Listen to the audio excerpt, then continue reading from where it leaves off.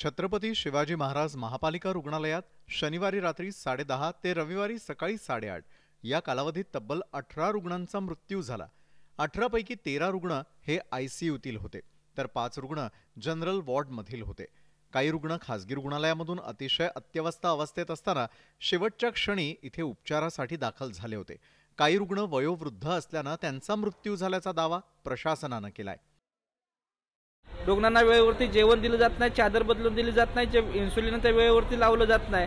मग या ठिकाणी पेशंटच्या तब्येतीमध्ये सुधारणा करण्यासाठी ॲडमिट केलंय की पेशंटला मशानभूमीकडे नेण्यासाठी ॲडमिट केलंय, असं आमच्या नातेवाईकांच्या मनामध्ये आता भीती वाटायला लागली आहे। याला सर्वस्वी रुग्णालय प्रशासन आणि रुग्णालयातील स्टाफ जबाबदार आहे। रिकामी पदं जी आहेत, जी काही रुटीन रिटायरमेंटने रिकामी झालेली पदं आहेत, ती भरायची फाईल ऑलरेडी पुटअप केलेली आहे। मागणी म्हणजे फुल फ्लेजेड फाईल पुटअप आहे। प्रशासनाने सरकारने लक्ष दिलेलं नाही असं म्हणणं नाही, इन प्रोसेस आहे सर फाईल। हे सडनली एपिडेमिक मध्ये आलं, आम्ही एपिडेमिकच्या आधीच फाईल पुटअप केलेली आहे, इन प्रोसेस आहे फाईल। छत्रपती शिवाजी महाराज रुग्णालयामध्ये गुरुवारी दिवसभरात 6 रुग्णांचा मृत्यू झाला होता।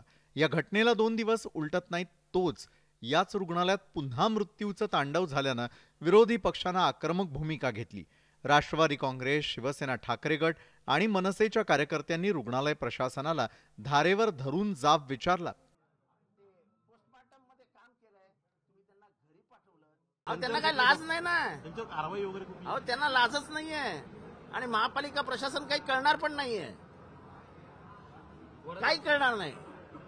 राजाश्रय दिला की असं घडत असतं। जोपर्यंत राज्याची स्टेट, ज्याला आम्ही स्टेट म्हणतो, the staff doesn't fear the state, म्हणजे जर ते घाबरणारच नसतील तर ते असेच वागतील। आतापर्यंत व्यवस्थित असलेल्या बाईला तुम्ही आता येऊन सांगता तिच्या पेशंटला की लखवा मारलाय आणि ती अशी पडू नये लखवा मारल्याच्या नंतर।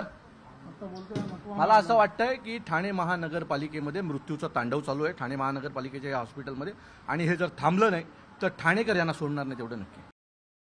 रुग्णालयातील मृत्यूची राज्य सरकारनेही गंभीर दखल घेतली। रुग्णांचे मृत्यू नेमके कशामुळे झाल्यात याचा अहवाल मागवण्यात आल्याची माहिती आरोग्यमंत्री तानाजी सावंत यांनी दिली आहे। तर महिला बालविकास मंत्री अदिती तटकरे यांनीही छत्रपती शिवाजी महाराज रुग्णालयाला भेट देऊन रुग्णांच्या मृत्यू प्रकरणाची चौकशी होईल अशी माहिती दिली। एक आरोग्य संचालक यांच्या अध्यक्षतेखाली एक चौकशी समिती नेमलेली आहे आणि त्यातून जो काही अहवाल येईल त्याप्रमाणे कारवाई केली जाईल।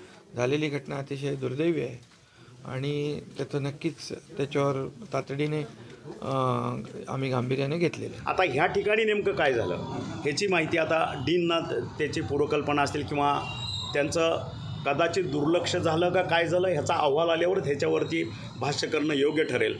पण जे घडलं हे अतिशय दुर्दैवी आहे। ज्यावेळेस अहवाल येईल त्यावेळेस माननीय मुख्यमंत्र्यांच्या आदेशानं योग्य त्याच्यावरती कारवाई केली। रुग्णांच्या मृत्यू प्रकरणाची चौकशी होऊन अहवाल येईलही, कारवाई सुद्धा होईल। मात्र प्रचंड अनागोंदी, गोंधळ, डॉक्टरांची कमतरता आणि रुग्णांच्या संख्येत झालेली प्रचंड वाढ याकडे सरकारनं लक्ष देण्याची गरज आहे। अजित मांढरे, न्यूज 18 लोकमत, ठाणे।